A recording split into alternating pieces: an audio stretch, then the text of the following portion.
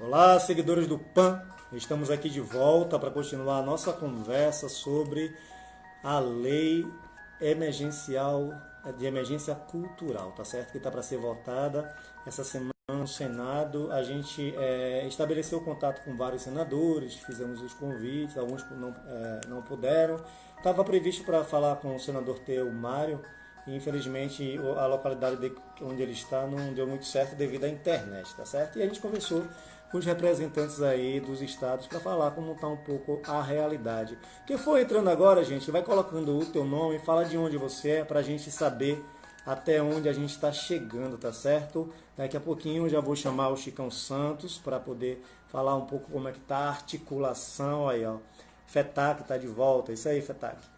Olha só, quem quiser falar aqui também, basta dizer assim, Fabiano, eu estou a fim de falar, manda assim, quero falar. E aí eu chamo e você vem falar um pouco aqui da sua realidade, tá certo? A realidade do seu estado, como é que está a questão da articulação, para falar tudo como é que está se dando, até chegar a essa votação aí que está previsto para essa semana. Vamos ver se entra, né?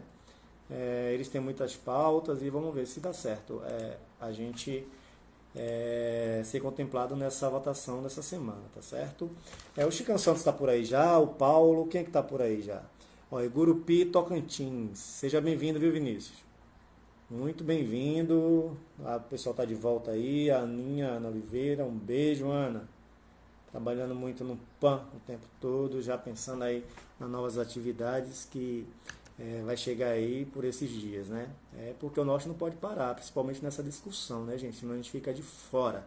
A gente sabe muito bem das dificuldades que a gente tem, principalmente no âmbito nacional, quando a questão é política pública para a cultura da região norte. Então, mas que nunca a gente está unido aqui nessa plataforma para discutir as necessidades e dialogar com os nossos políticos também, né? É um caminho que a gente encontrou, a gente fez esse trabalho junto aos senadores federais e deu super certo, e agora a gente está fazendo com os senadores, e a gente quer saber como é que está o diálogo em cada localidade.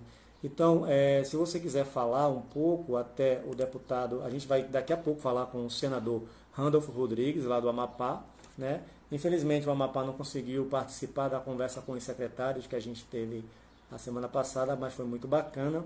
O Paulo Alfaia, ele deu um panorama para a gente de como está a realidade de lá, né? Mas vamos seguindo aqui e dialogando entre a gente para que a gente consiga fazer com que essa lei seja aprovada no Senado. O deputado está previsto para entrar às 16h30, horário de Brasília, tá? Mas eu acredito que ele vai atrasar um pouquinho devido a questões de internet também. Enquanto isso, eu aguardo aqui o Chicão e o Paulo Alfaia para poder vir dialogar com a gente. Deixa eu mandar um recadinho aqui para o Paulo e para o Chicão, para eles entrarem, para vir conversar aqui com a gente. O Chicão Santos, que é o presidente do Conselho Estadual de Cultura de Rondônia, ele inclusive falou sobre algumas ideias, né, relacionadas a uma lei que regulamente, né, essa questão do repasse em cada estado é muito importante. O PAN também vai fazer uma reunião junto aos conselheiros, junto a outras instituições, para que a gente consiga levar isso à frente. Vamos ver se o Paulo entra aqui. Vamos ver quem é que está online. Rafael Viana, meu amigo, Rio de Janeiro, um abraço, viu, querido? Um abração. A gente também está aguardando daqui a pouquinho o senador Randolph Rodrigues, lá do Amapá, tá certo? Ele confirmou aqui por meio do Paulo que vai entrar e vai falar para a gente como é que está esse diálogo lá no Senado, né? Ó, gente, depois a gente vai, o PAN está organizando depois algumas reuniões junto aos conselhos, né, da região norte, as federações também, tá certo? E para ver, para a gente acompanhar todo esse processo político que a gente está passando aí e se aproximar dessas discussões junto à lei, né? Algum senador,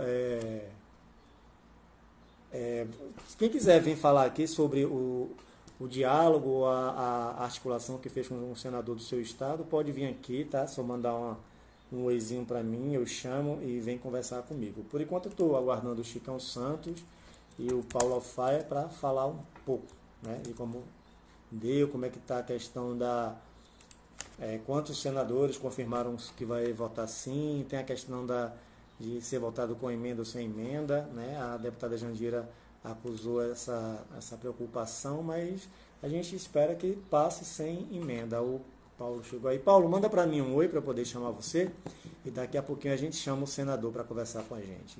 Ok, o Paulo chamou aí. Paulo Alfaia, lá do Amapá. Aceita aí, Paulo, vem conversar com a gente, vem falar como é que tá, como é que foi a articulação nessa semana aí junto aos senadores do Amapá. Seja bem-vindo, meu querido. Opa, boa tarde aí, Fabiano, tranquilo? E aí, como é que foi essa semana de articulação? Meu amigo, foi tenso aqui o povo não dorme. A gente, assim, tá desde a gente quer, antes de tudo, né, queria agradecer justamente esse convite aí da Conexão Norte, através do PAN. Eu acho que isso aí é extremamente significativo para a gente agora, de se conectar enquanto região amazônica, né, enquanto produtor cultural da Amazônia. Eu acho que isso aí é um grande diferencial. E não é um trabalho isolado, né? A gente vem nessa articulação desde a semana retrasada, agradecer aos nossos deputados federais pelo apoio 100%, né? E várias pessoas aí que estão na frente, né, de enfrentamento dessa articulação. De concreto, a gente tem, né, a adesão e o sim da participação dos 3 senadores. O senador Davi, a gente teve uma mobilização exatamente com a assessoria, apesar da gente sempre discutir e querer que eles fizessem um pronunciamento oficial, um áudio ou um vídeo, mas a gente entende a agenda deles, mas deu um parecer sim, assim como o Lucas Barreto, também através da assessoria, e o senador Randolfo, que vai participar daqui a pouco no bate-papo com a gente, né? E eu queria enfatizar a importância desse grupo de articulação, né? Nós temos aí as federações de teatro amador, temos a FAT, né? Nas figuras realmente lutadoras e guerreiras Daniel de Rocha, Tina Araújo, temos aí a FATA, também Federação de Teatro, na presença do Porfírio, né, fez uma grande articulação também, temos as 2 telas, né, produções, que é com a Josimar e a Josi na frente disso. É muito importante também esse diálogo, né, com o Conselho de Cultura, né, a Cleide Façanha está aí da Setorial de Dança e da Câmara de Cultura e Artes, né, se não me foge a nomenclatura, e também tentando a gente ter esse diálogo incessante com a participação do Conselho de Cultura, né? Temos ali também alguns técnicos que a gente vem conversando, né?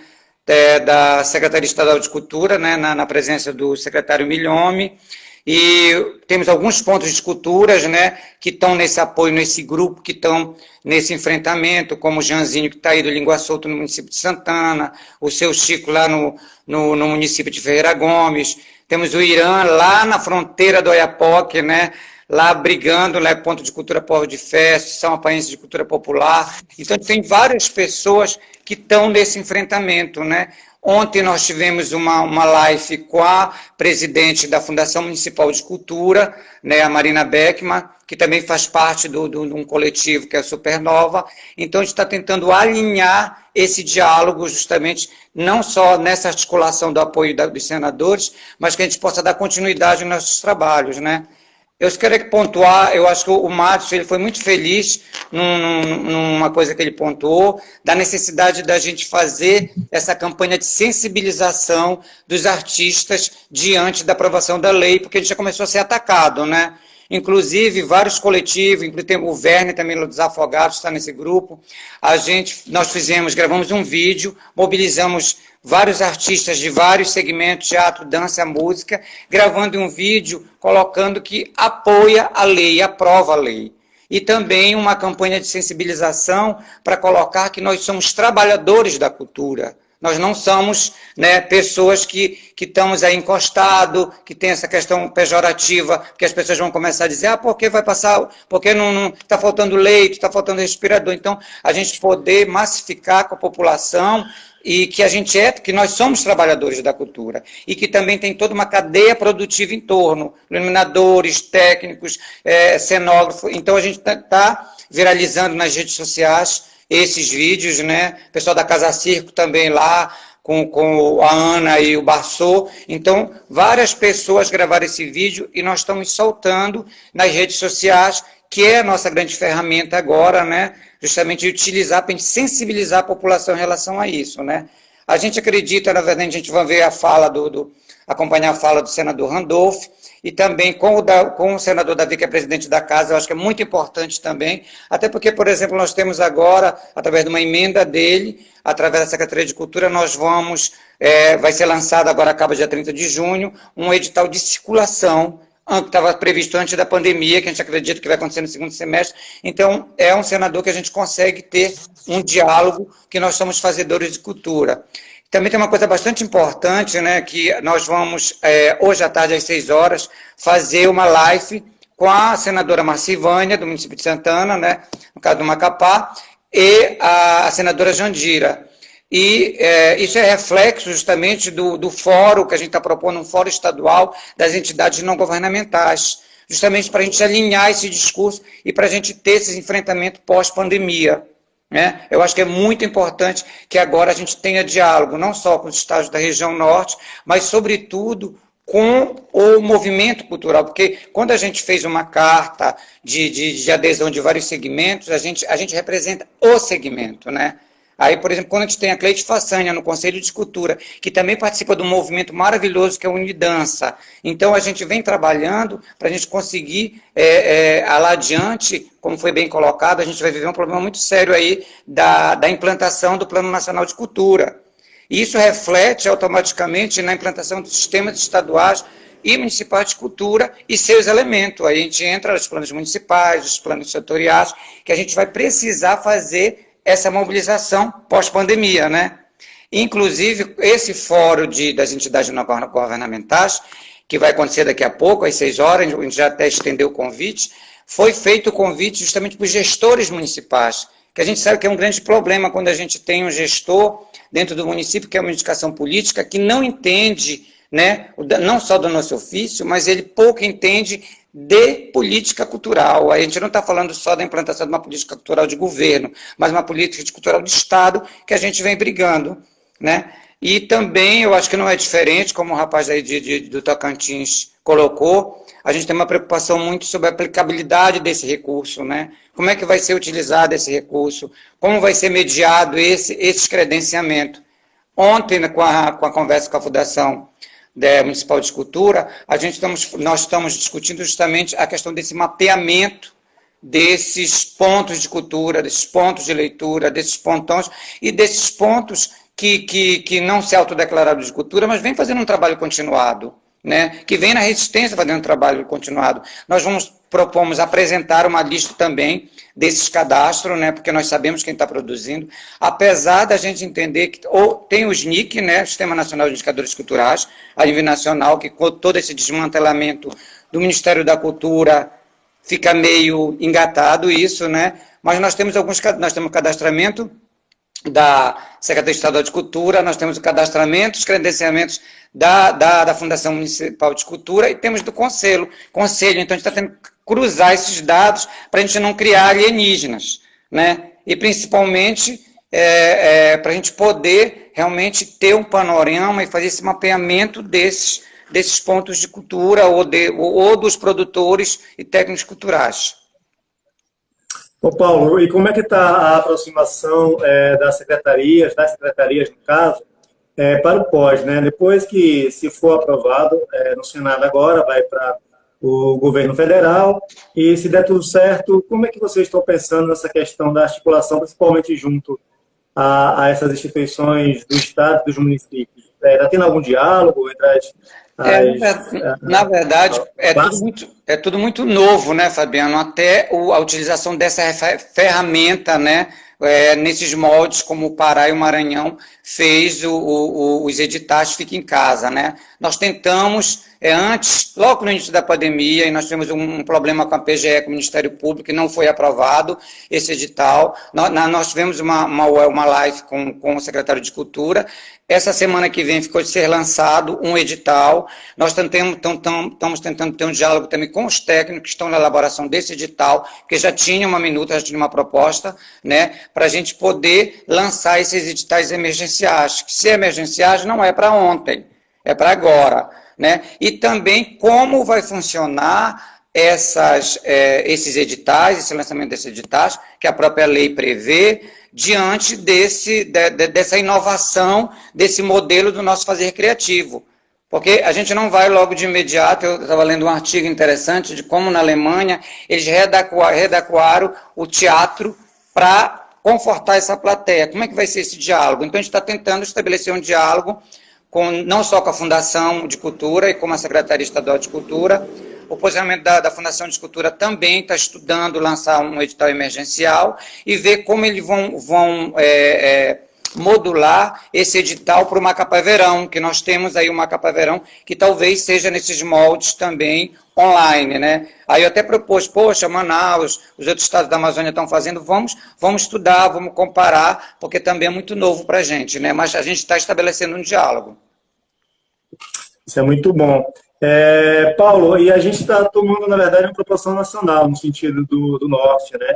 Isso é maravilhoso. Como eu falei para cá, isso é muito bom, porque a gente começa também a se preocupar com essa questão de as políticas públicas não atenderem o norte como sempre foi, né?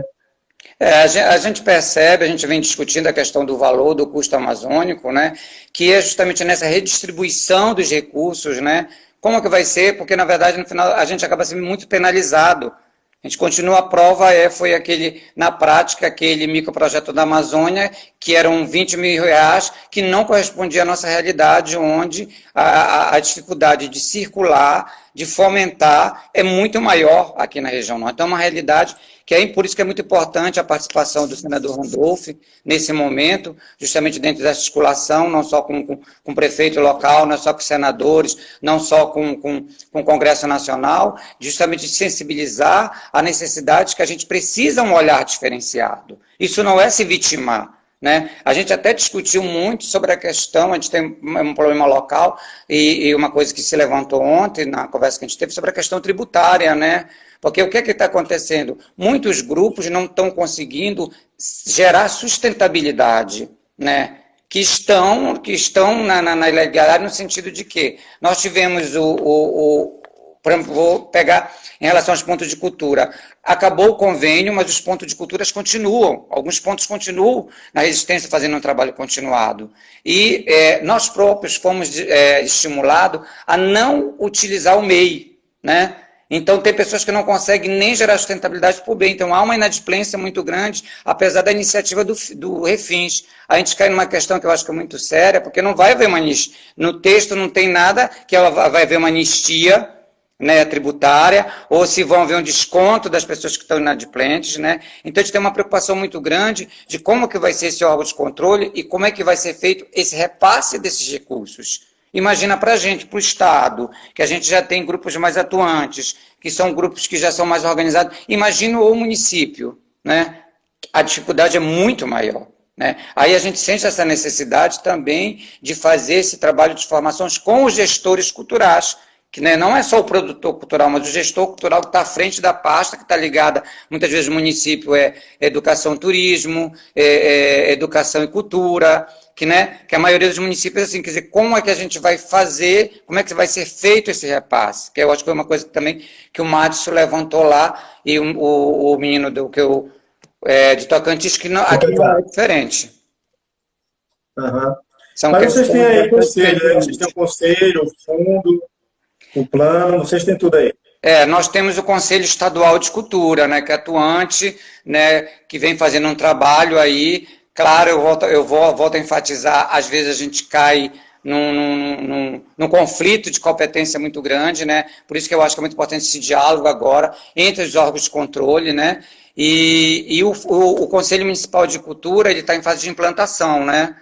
Na verdade, antes dessa pandemia, alguns segmentos precisavam ter posse. Em relação ao Conselho Estadual de Cultura, nós estamos com um problema sério na Justiça, agora nós estamos sem representantes do Conselho Estadual, do setorial de teatro, mas outros segmentos eles estão bem atuantes dentro das limitações deles, dentro do diálogo que eles estão tendo com a Secretaria de Cultura. Tanto que, por exemplo, o Conselho Estadual lançou uma carta de moção apoio à lei emergencial, entre outras atividades, que eu acho que a Cleide pode estar aí online, pode até pedir uma fala, pode perguntar, pode contribuir para a gente nesse sentido. Cleide, se você quiser vir falar, só avisa aí que eu chamo você, tá? Para falar um pouco com a gente, seria importante também. Ô Paulo, e como é que vocês têm muitos povos tradicionais aí, né, atuantes na cultura? Como é que tá a situação deles? Como é que o Estado está chegando até eles? Você consegue É, informar para a gente? inclusive hoje, né, a gente quer salvar o Divino Espírito Santo, né? Às 5h30 tem uma live no Barracão da Tigertrudes, onde o Movimento Cultural Desclassificáveis, que eu represento, nós fazemos uma ocupação artística lá há 2 anos, e hoje vai ter justamente o que faz parte do ciclo do Mar Abaixo, começa a maio, vai até junho, e hoje tem o tambor da murta, que é uma planta que enfeita o mastro. Né? Então vai haver uma live, lógico que não vai ter uma grande participação, e o que a gente percebe? Que também a cultura popular tá também, nós estamos tendo esse apoio, mas está também passando por umas dificuldades. Por exemplo, nós não acabamos de não ter o ciclo do Mar Abaixo, ou seja, todo o recurso foi condicionado à questão da pandemia, seja o ciclo do Mar Abaixo, seja o espetáculo da Semana Santa. Então, há muitas pessoas que não vê que a cultura é prioridade, por isso que é essencial essa campanha de sensibilização que a gente vem puxando. Com esse grupo aí, como eu coloquei, os Duas Telas, nós desclassificáveis, as federações de teatro Fato e Fat, quer dizer, essas frentes que estão puxando, claro que também é muito importante que isso seja democrático, entanto que todas as nossas reuniões, nós fazemos uma ata e damos sensibilidade num grupo que a gente criou, né, para poder ter adesão maior. E, a partir daí, a gente propor, né, um fórum permanente de cultura, as conferências, porque o que a gente percebe? Que esse modelo de gestão atual não corresponde à nossa ansiedade, tanto das duas esferas, a gente colocou isso. Não corresponde, porque quando se coloca um edital, eu brinco, é um edital travestido de as chamadas públicas, os credenciamentos. Na verdade, a gente está falando de políticas cultural de Estado, é isso? É esse que eu acho que é o grande nosso diferencial agora, que não importa o governo que venha, nós vamos estar no período eleitoral aí, sabe que vai adiar, mas tudo bem, mas que a gente possa garantir, ter marcos legais, né? Porque se a gente for perceber, a lei emergencial, de certa forma, ela é um pouco a aplicabilidade do sistema. Só que se a gente não fizesse trabalho de formiguinha com gestores culturais lá na ponta, para fazer o trabalho lá com os produtores, como o menino de Tocantins colocou, não vai dar em nada. Então a gente precisa agora dialogar com os vários frentes. E a cultura popular, ela não está à margem disso.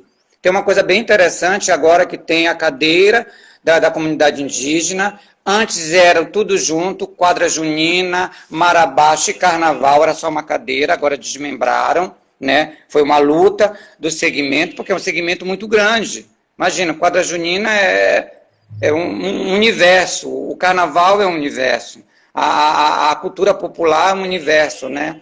Que vem fazendo, né, um trabalho não só com o ciclo do Mar Abaixo, mas principalmente com as festas tradicionais. Pela Associação Mapanhense de Cultura Popular, que eu sou coordenador de produção, cultura e arte, nós fizemos um mapeamento das folias religiosas. Né? O que é isso? Justamente são as festas religiosas que têm um lado profano e sagrado, que nós estamos falando das ladainhas em latim e também a questão da festa. Então, nós fizemos um mapeamento que vai desde os índios Caripuna, que os índios Caripuna fazem a festa do Espírito Santo, né? Aqui no extremo norte, no Ajuruxi, ou na nossa festa mais conhecida, que é do Santiago do Mazagão Velho. Então, são festas que elas fazem independente do apoio público. Eu participei de uma live com a minha idade, como sempre, né? O velho, ele é incrível, ele é um mestre. Ele coloca exatamente que a nossa arte ela é pública, né? A nossa arte ela é pública, independente se nós temos apoio do poder público ou não, né? E a gente não pode mendigar esse apoio, porque esse descaso, esse desaparelhamento, essa falta de apoio, não é uma característica da pandemia. Isso já vem acontecendo há tempo, é um legado muito ruim de engolir. Mas nós vemos trabalhando na resistência. E a cultura popular é isso. O que é as festas tradicionais? É uma promessa de família. Então acontece as esmolas, vai acontecer a família e tudo. Mas o Estado, ele não pode se omitir em dar apoio a essas festas tradicionais. Até porque são mestres de cultura.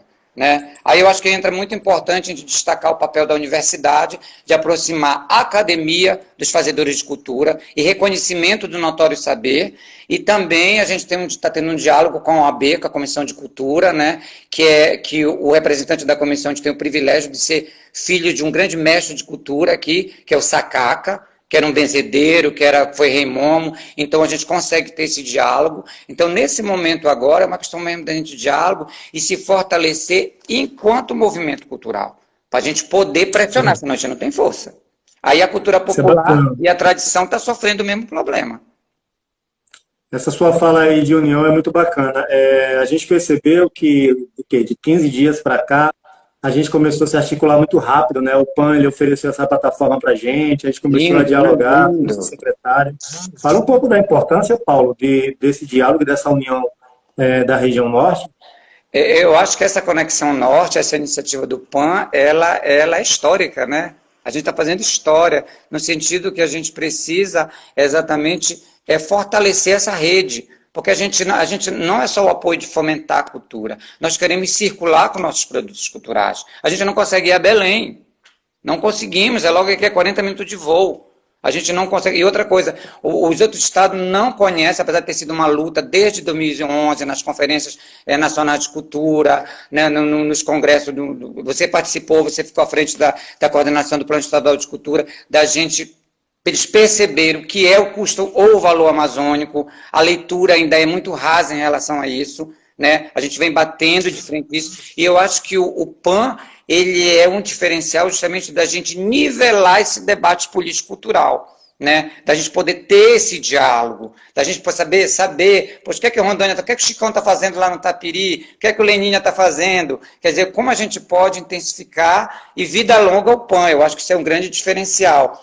Ontem eu fiquei muito feliz, né? A gente tá com um trabalho de enfrentamento, né? Acabou de ser uma parceria agora com o CUFA, que é a Central Única de Favela, né? Que já faz um trabalho na periferia. E agora nós conseguimos estender para os povos da floresta, que envolve os ribeirinhos, os catraieiros, né? E envolve a comunidade indígena, que está desassistida. Então, agora nós somos um polo da CUFA no Iapoque, nós somos um polo aqui em Macapá. Né, que já tem um polo num bairro, mas agora a gente trouxe para esse barracão um outro polo, que é para a gente poder dialogar principalmente com esses indígenas que estão em vulnerabilidade social, que estão tão expostos quanto a gente, são povos originários, são povos em situação de risco, são cidadãos amapaenses, são cidadãos brasileiros, que estão expostos, porque o que acontece? Por exemplo, o indígena ele vem para a cidade com problema de saúde, ele acaba não voltando, tem as casas de apoio, ou seja, ele não pode voltar agora para a aldeia. Ontem me ligou uma indígena da etnia Tirió, que quer ir para o Oiapoque, ela não pode ir, porque ela só pode ir mediante ela fazer o exame, e não consegue o exame. E ir para o Tumucumaque, 4 pessoas é R$5.000, né? E ela não pode receber o parente, o indígena da aldeia, que traz o açaí, que traz a farinha, porque eles estão na aldeia e não pode sair da aldeia. Claro que a gente tem um entendimento que o melhor coisa agora é o indígena estar isolado, é o direito de estar isolado, né? Até por causa da pandemia,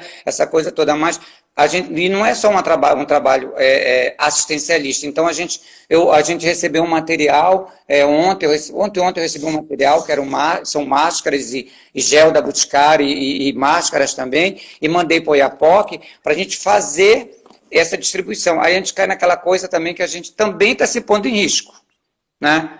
Quer dizer, não só são ações, só são paliativos ou só são ações emergenciais. Eu acho que, em relação à cultura, a gente tem que pensar grande, a gente tem que pensar maior pós-pandemia. E o caminho, a política de editais, ela é um caminho, mas a gente quer também, enquanto fazedor de cultura, enquanto espaço, até mudar esse conceito que as pessoas acham que ter um espaço é só ser um espaço físico. Tem muito articulador, tem muito produtor que está trabalhando em casa, a prova é isso, e que a gente possa justamente gerar sustentabilidade ao nosso trabalho. Uma coisa que eu coloquei muito hoje, a gente está sendo tratado como empresa. Daqui a pouco eles lançam uma licitação. Nós não somos empresa. Nosso trabalho, apesar da gente ter a necessidade de ter essa organização jurídica, mas muitas das vezes o teu trabalho é diferencial. O mestre de cultura, ele é único. né? Então, muitas das vezes, ele é cerceado de participar, porque ele não tem um MEI, porque ele não sabe acessar a internet, porque ele não faz parte de uma federação, e vem fazendo um trabalho, seja um boi-bumbá, seja um pássaro junino, seja um carimbó, né? Seja o próprio de mar abaixo. Aí eu acho que a gente, como artista, a gente tem muito esse compromisso, pela Associação Mapense de Cultura Popular, de dar apoio a esse mestre de cultura. Porque se a gente tem essa expertise, tem essa facilidade de elaborar projeto, a gente tem que dar assistência. Né? E não é assistência ali, mas no sentido de proporcionar que ele seja o protagonista. É o trabalho que a gente faz nas tribos indígenas, lá do Baixo Oiapoque, em relação à produção audiovisual. Porque a gente dá voz, a gente só dá o suporte técnico, de enquadramento, de close-up, plongé, com plongé, mas o protagonismo e a narrativa é construída pelo indígena. Né? Então a gente já vem anteriormente fazendo esse trabalho, como o pessoal do Unidança vem fazendo, de mapeamento dos grupos de dança, como o Daniel, ali na Baixada, lá vem fazendo um trabalho, transformar a casa dele num teatro e vem fazendo um trabalho de formação, né, de inclusão social, inclusão digital, ações formativas, e que o teatro, a cênica, ela vem a ser uma ferramenta cidadã, né? Não é só a questão de você se tornar artista, mas de você ter uma possibilidade de uma alternativa de trabalho e renda, porque a mim me assusta quando um garoto sabe fazer uma caixa de mar abaixo e vai parar num presídio porque afanou um tênis. É inconcebível isso. Né? Aí a gente vê que o poder público ele continua tendo aquela política do evento, que é um mal necessário, né? São as ações pontuais. Pra você ter uma ideia, por exemplo, nós do espetáculo da Semana Santa, que já acontece há 30, 40 anos, brigamos até hoje, porque eles colocam que nós não fazemos parte do calendário de evento. Aí, mas há uma demanda, a sociedade espera que o espetáculo venha. Então, a descentralização nós temos e que para a periferia, é o nosso fazer artístico. Voltando que a Amiedade fala, nossa arte é pública. É complicado, né, Paulinho? Mas a gente é guerreiro, a gente é isso que a gente gosta, a gente está junto. Você falou aí das políticas de evento, é uma coisa meio nacional, né? Eles acabam focando tanto na política de evento e acabando a questão da política pública, no sentido de financiamento e de apoio, né, ao artista que está ali fazendo seu bar abaixo, se aproximar, né? Essa questão de se aproximar mesmo de quem faz a coisa pequena, né? Pequena no sentido de forma isolada e solo, né? É muito constrangedor essa questão de falta de política pública, né, para a cultura, porque, na verdade, a gente tem, algumas pessoas acabam tendo esse entendimento que política não tem nada a ver com cultura, que cultura não tem nada a ver com educação, né? Há essa divisão, e o trabalho da gente, na verdade, a gente trabalha, é como o nosso fazer. O nosso fazer teatral agora, ele é híbrido. A gente flerta com várias linguagens. A gente flerta com o cinema, com a imagem, com o corpo imagético. Quer dizer, o nosso fazer, nossa arte contemporânea, ela é toda mesclada. É a mesma coisa em relação à nossa questão cultural. A gente não pode deixar de... Como é que a gente vai fazer um trabalho cultural se ele não é educativo? E a gente cai nessas divisões das próprias ações governamentais, porque eles acabam colocando, não, mas a tua estética não está relacionada a essa demanda que um credenciamento faz. Aí é complicado, entendeu? Então, a gente mudar esse olhar. Eu acho que vem se discutindo agora qual será o nosso novo olhar diante dessa realidade, né? Como vai ser, é uma nova realidade, é um novo olhar. Eu acho que a Conexão Norte, o PAN, agora, através do PAN Norte, através desse fortalecimento dessa rede, eu acho que a gente temos mais que fundamentar essa filosofia e essa atitude para mostrar que o nosso olhar, a nossa estética, ela não é só diferenciada, ela precisa ser respeitada, né, na questão de investimento público. Isso é lamentável, mas é uma coisa que a gente tem que realmente enfrentar pós-pandemia, não tem jeito. Tem uma coisa que o Márcio tinha falado, mas como eu falo muito, eu me perdi. A importância dos elementos do Plano Nacional de Cultura. Eu acho que a gente tem. Tem gente que tem Zoom, outros que escutei ontem. Acho que a Cleide falou que tem um cara que tem. Ou que o Zoom dele dá 1.000 pessoas. Eu digo, como é que é esse Zoom, mano? Porque assim, se a gente não vai poder se encontrar, vamos fazer essa conferência online. Agora eu acho que a gente tem essa força de provocar isso. Eu acho que agora foi aprovado, não dá só para a gente. Foi aprovada a lei emergencial, vai lançar os editais, ok. E aí? Então eu acho que agora a gente. É o momento da gente não deixar. Fazer barulho, vamos fazer barulho. E uma coisa que você falou bem importante, trazer as outras pessoas que não estão tão conectadas, né? Assim, claro que tem pessoas que não têm essa questão da internet, não tem um celular, a gente sabe que existe pessoas que ainda não têm isso, né? Mas tem pessoas que têm e acabam não entrando muito no diálogo, acabam não participando muito da conversa, né? E a gente tem que trazer essas pessoas para a conversa, fazer número e levar a demanda para os políticos para que a gente seja contemplado, né? Nessas políticas todas aí.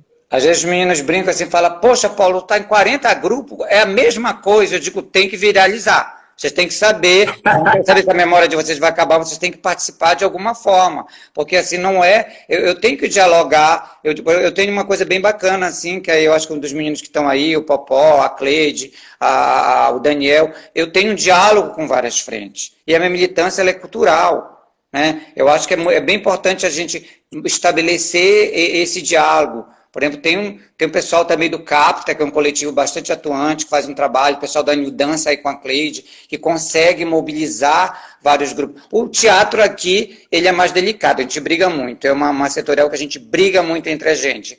Só que aí eu acho que assim, que eu sempre coloco, a gente precisa agora ter esse enfrentamento dessa construção de uma política pública para a cultura e de uma política cultural de Estado. Né? Que a gente precisa, que vai entrar o governo, lógico, com todo respeito às políticas de governo, às ações pontuais, maior respeito, entendeu? Não quer dizer que eles não estejam fazendo. A questão que eu acho que quando a gente aprova uma lei dessa, que é a nível federal, eu acho que aí a amplitude e a importância de nós como trabalhadores de cultura é completamente outra, né?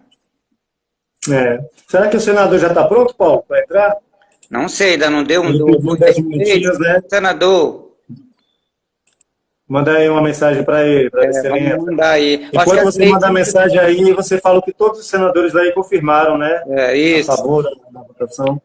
Isso, os três, apesar da gente querer um pronunciamento deles, né, para eles virem para cá para a telinha e tudo, a gente sabe a agenda do Davi, como é que está o senador Davi, né? E a gente conseguiu... O Randolph, ele não estava muito bem ontem à noite, parece, mas eu acho que ver se a Suzy está online e tudo, a gente vai dar um oi agora, mas eles estão chegando. Mas eu acho que é importante, assim, que tem aí, eu fico muito feliz de ver pessoas aí que estão daqui da Amapá, o Porfírio, a Cleide, Jean, essas pessoas que estão aí, que aí pode querer dar um oi, pode complementar. Acho que era legal também se a Cleide pudesse falar um pouco aí sobre quais as ações que o Conselho está fazendo. Porque é isso, eu acho que a gente tem que dialogar. Eu falo assim, eu não posso levar, eu não represento o movimento. Eu represento um grupo e que eu dialogo, que eu trago o movimento comigo.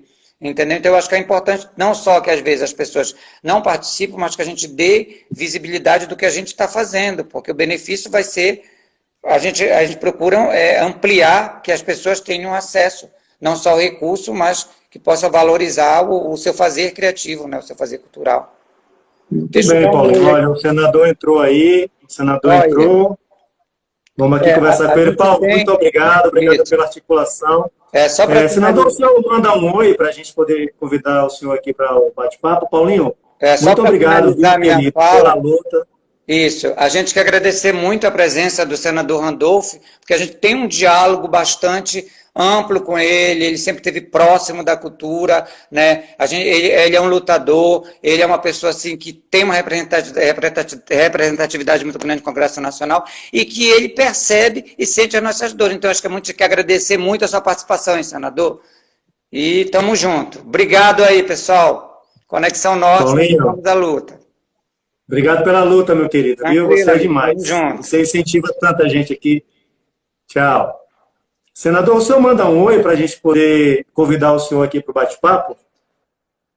Eu vi que o senhor entrou aí, só preciso que o senhor mande um oi. Então, a solicitação para participar aqui do ao vivo e a gente conversar com o senhor.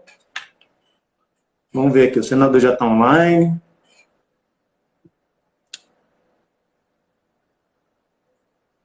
Só Senador, só manda um oi para eu poder convidar o senhor aqui para o bate-papo. Eu vi que ele entrou aqui. Ou então o senhor já solicita direto o convite para participar aqui do ao vivo, né? Falar um pouco sobre a Lei 1075 de emergência cultural. Vamos aguardar aqui, pessoal, o senador entrar. Daqui a pouco a nossa live também já acaba. A nossa conversa não vai ser tão longa.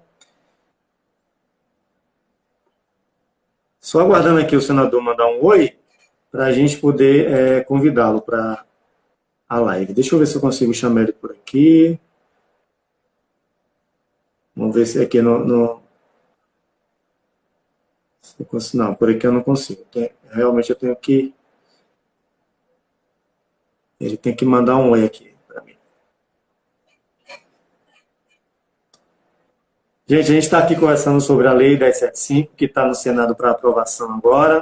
A gente convidou alguns senadores e a gente agora está com o senador Randolph, lá do Amapá, né? É só tu aguardar aqui, Randolph.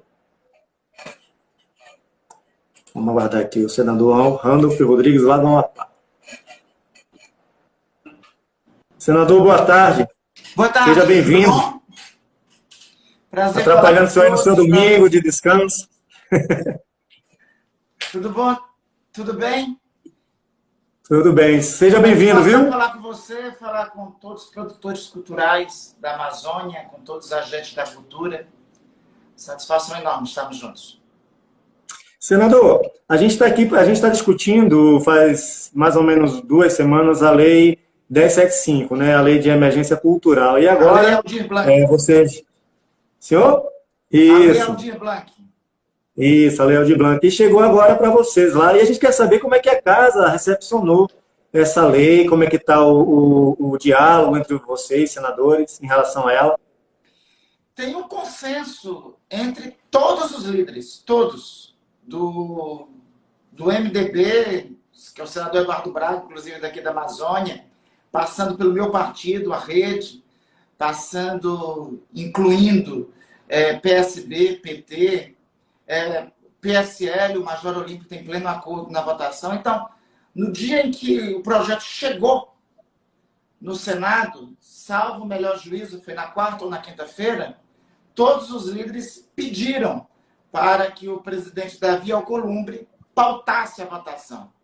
Estava previsto, assim, neste período de sessões remotas do Senado, nesse período de isolamento, tem sido pautado toda segunda-feira as reuniões do Colégio de Líderes, que definem a pauta de votação das matérias que entrarão em pauta para votação durante a semana.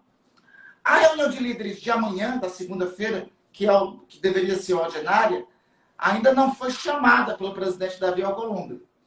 Sendo chamada, e eu quero acreditar que em algum momento vai ser, há um consenso dos líderes em pedir que o projeto de lei 1079 seja colocado em pauta já para votar na terça-feira, né? Isso só não ocorrerá se o presidente Davi não chamar o Colégio de Líderes na segunda-feira, que é amanhã, que até agora não foi chamado.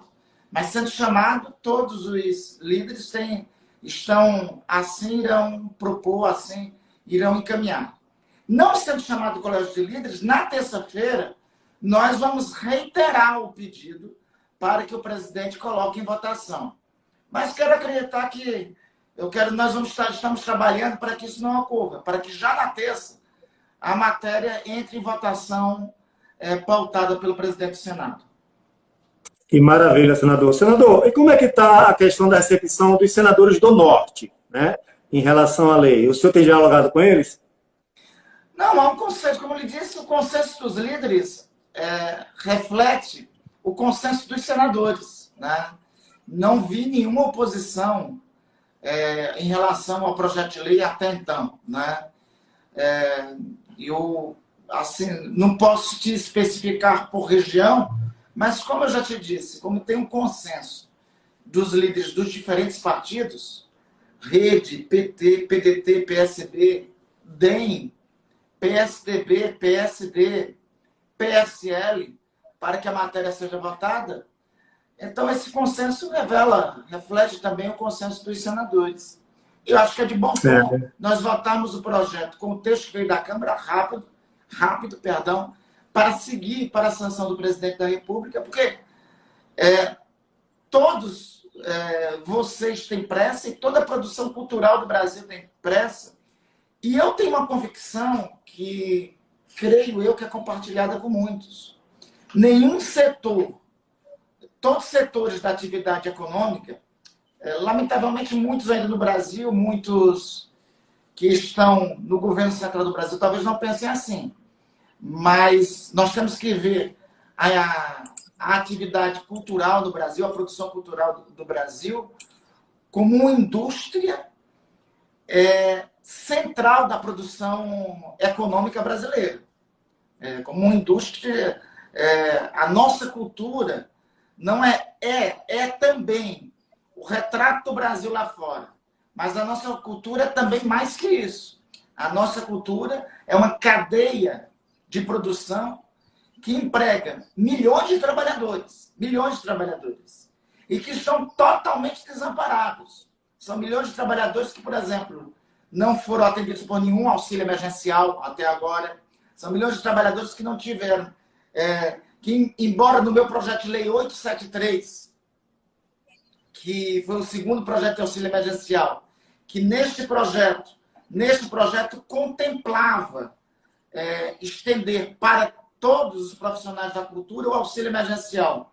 Esse dispositivo foi vetado pelo senhor presidente da República. Esse dispositivo foi vetado. Então,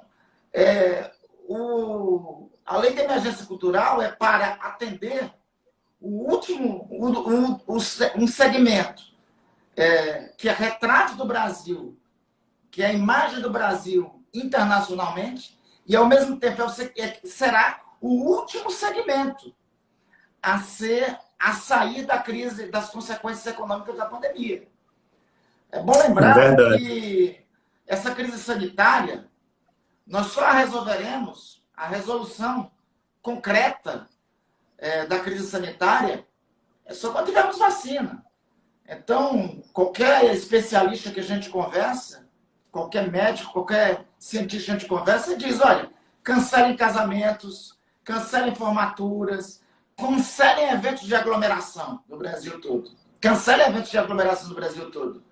Do que é que vive o produtor cultural? Vive da aglomeração, vive das peças de teatro, vive dos shows com os nossos artistas, aqui no caso do meu Amapá, Patrícia Bastos, Amadeu Cavalcante, Zé Miguel, Naldo Maranhão, poetas como Joãozinho Gomes e tantos outros. Então, a produção cultural vive da aglomeração. Se você falar do nosso cinema, que sempre, e inclusive em momentos difíceis como esse, tem conquistado o mundo.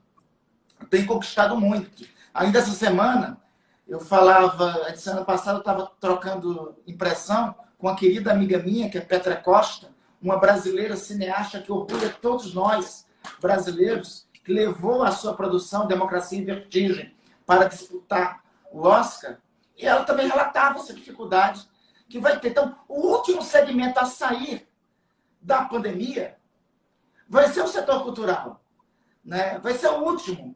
Aglomerações, talvez nós só temos, e com certeza nós só teremos ano que vem.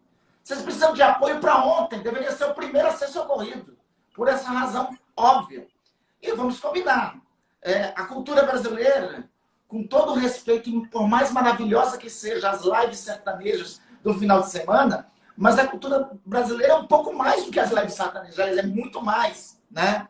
Tem muitos milhões de artistas, de produtores culturais no Brasil que não podem viver de lives, que precisam viver dos eventos concretos. E esses precisam ser socorridos de imediato, porque esses estão passando dificuldades já hoje. A lei de emergência cultural é como o nome diz, é a lei de salvação da produção cultural brasileira. E não é uma lei assim, e não é inédito. Todos os países que reconhecem isso, a importância de sua cultura, adotaram medidas da mesma forma. O governo francês, na França, onde o Ministério da Cultura destina 2% do orçamento do Estado francês à cultura, 2% do orçamento do Estado francês para a cultura, um dos primeiros segmentos socorridos foi o setor da cultura, porque sabe que é um dos últimos a se recuperarem da pandemia. Então, me parece lógico isso, daí. E é por isso que precisamos aprovar isso o quanto antes. E é lamentável a omissão do governo em relação a isso. E por isso que precisamos aprovar logo. Porque caso eu quero acreditar que o presidente da República... Eu sempre acredito na boa intenção dos homens. Né? Então, eu quero acreditar que o presidente da República vai sancionar. Mas se por acaso ele vete, nós temos que reunir logo o Congresso Nacional para apreciar o veto do presidente da República. Por isso, o presidente do Senado, Davi Alcolumbre, não pode faltar à nação neste momento. Não pode faltar aos produtores culturais. Não pode faltar à cultura brasileira nesse momento. E eu quero acreditar que ele colocará em votação na terça-feira. E nós cobraremos para que assim seja. Senador, caso tenha um veto do presidente... Estou vendo uma pergunta aqui. É possível que o presidente vete a lei? Eu acho que é possível. Isso, é perguntado. Eu acho que é possível. E se vetar? Se ele vetar, o Congresso Nacional pode derrubar o veto com o voto da maioria dos membros da Câmara e maioria dos membros do Senado, que eu acho que não terá dificuldade. Aí nós vamos organizar uma segunda parte da luta. Vamos pedir para que seja pautado o quanto antes a apreciação do veto. Né? É sempre um risco. Veja que... minha impressão é que o presidente Jair Bolsonaro não é muito adepto e fã da produção cultural brasileira. Bacana. Senador, tem muita gente aqui mandando recado para o senhor, agradecendo, os artistas da região norte aqui agradecendo o seu apoio, né? Principalmente nesse momento tão difícil para todos nós. A nossa live já está chegando ao final. Eu gostaria que o senhor fizesse as suas considerações finais. Né? Dá tempo, pode ficar tranquilo. A gente tem mais de 7 minutos ainda para o senhor falar, mas aí é bom o senhor fazer as suas considerações finais com tranquilidade, né? E aí eu trago o agradecimento de todo mundo aqui. A maior preocupação da gente, na verdade, é essa questão do veto, né? E o senhor falou que se tiver um veto ainda tem possibilidade. A gente fica muito feliz. A gente fica muito feliz com o seu apoio também. É muito bom saber que tem um representante como o senhor aí defendendo a causa da cultura. Muito obrigado, viu? Trago aqui o agradecimento de todos vocês, de todos os artistas para o senhor. Pode fazer as suas considerações finais. Bom, obrigado. Eu queria agradecer a todos vocês, agradecer em especial quem me convidou, o convite que me foi formulado para essa live, que veio da minha querida Suzane Farias, produtora cultural daqui do Amapá,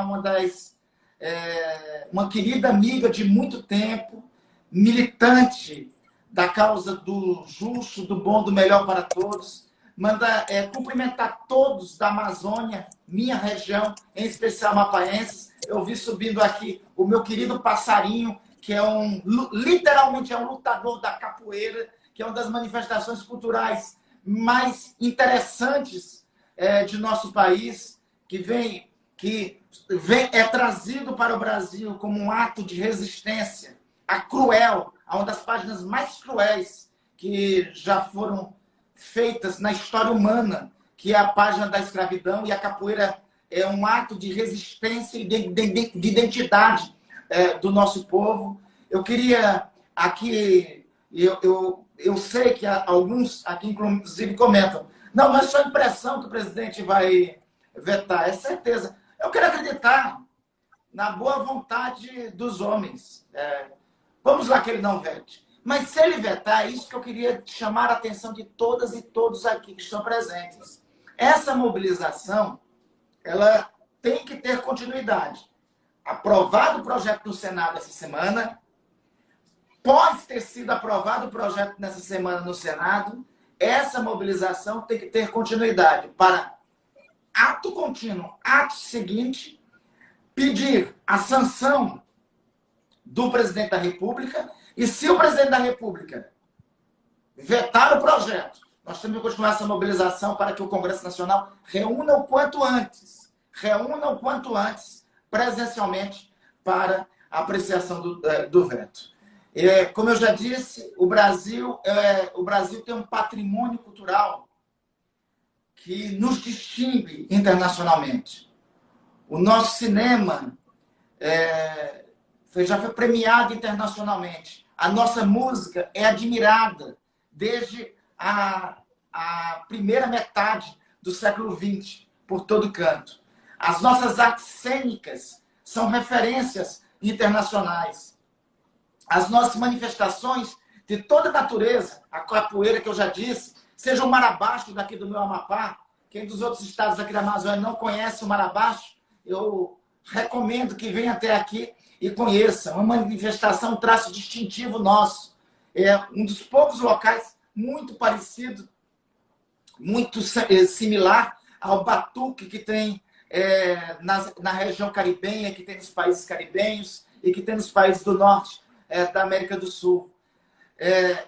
Aqui, na Amazônia, nós temos alguns traços muito particulares que se mistura com a cultura aqui, é uma mistura também de danças, de manifestações distintas, de manifestações distintas e de sabores. A culinária também é uma manifestação cultural. Quem conhece aqui o nosso filhote, quem conhece o tucupi de toda a região, a maniçoba e o tacacá, se apaixona pelos sabores fortes. Na Amazônia, a cultura também, ao mesmo tempo, está expressada nos sabores. Então, muito especial, muito especial. Aqui na Amazônia, a cultura pulsa na vida do povo, no cotidiano das pessoas, no dia a dia. É um fator de atração de pessoas de todo mundo e reflete muito o que é a ocupação humana e a diversidade da região, desde os povos indígenas que originalmente aqui já estavam com a chegada dos europeus, até a miscigenação com os pretos africanos trazidos escravizados para cá. O traço, inclusive, de resistência à colonização por parte dos pretos africanos, aqui é retratado em todas as nossas manifestações. No Marabaixo, que eu já falei, em todos os demais. No Batuque, no Carimbó, que é tão forte no Pará, e em tantas e tantas outras. Né? Apesar do momento difícil que a produção cultural brasileira está passando, eu quero saudar a mobilização de todos. Como dizia, eu não sou poeta, mas para citar uma poesia de um português que muito também inspira a poesia brasileira, que é Fernando Pessoa, e que falava, e que dizia que navegar é preciso, viver não é preciso, nunca foi tão necessário resistir. Nós estamos vivendo em um momento da nossa história que resistir, e principalmente para vocês, agentes culturais, resistir é preciso. Resistir está consignado diretamente com viver. Resistir e viver, mais do que nunca, é preciso. Então, sigamos firmes, sigamos juntos. Um abraço do fundo do coração para todos da cultura amazônica. Um abraço de todos nós aqui que estamos lhe assistindo, ouvindo, deixando a gente mais esperançosos aí com essa questão da lei, viu? Parabéns pelo trabalho, muito obrigado pela parceria. Termina aqui a live comigo. Tchau, fique bem, dê um tchau pro pessoal. Só uma lembrança final. Sim. Nós vamos estar informando nas nossas redes sociais, no meu Instagram, que é Randolfo Rodrigues, no Twitter, no Face, todos os passos da evolução da lei lá no Senado, e nós vamos vencer. Vamos agora terminar junto. Abraço, tchau. Tchau, senador. Um abraço. Tchau, querido. Tchau, pessoal.